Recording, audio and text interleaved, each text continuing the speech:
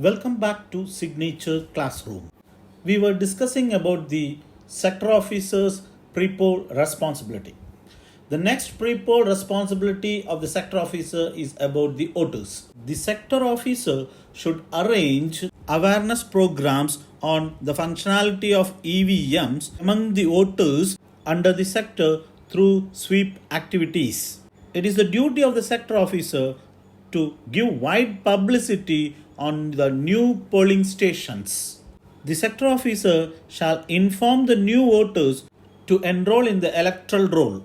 The sector officer should supervise BLOs in the distribution of Form 12D to the absentee voters such as senior citizens and persons with disabilities and COVID suspects.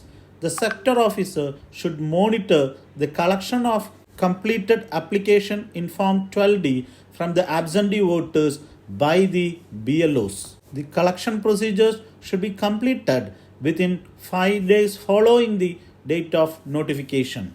The sector officer should prepare the vulnerability mapping. The district election officer will provide the sector officer format VM1 where the polling stations which are under vulnerable areas are mentioned. After receiving VM1, the sector officer will identify the villages, or hamlets, or habitats, or any segment of electorate vulnerable to any threat or intimidation or interference with free exercise of electoral right.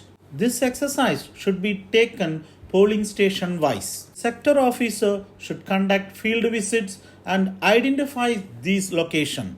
The sector officer, in consultation with the local station head officer, should prepare location and prepare the list of source of threats in consideration with the past incidents and current apprehensions. Sector officer should prepare Annexure 8, the list of vulnerable houses and families, and also the list of persons to be tracked or prevented from intimidating or wrongly influencing these voters.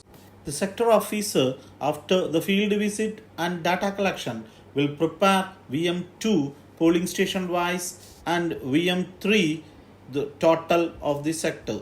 After that, the sector officer should regularly visit the vulnerable villages or habitats or hamlets and get the informations from those communities. He should inform the senior officials informations he got from the habitats, and he should have a special attention to verify whether voters from the vulnerable habitats are turning up for voting on the poll day, and if not, it should be reported to the returning officer. The sector officer, after the closing of poll, should submit the special report on the vulnerable habitats. If you like this video, please share the video with others. We will be back with another video. Until then, it's bye from Signature Classroom.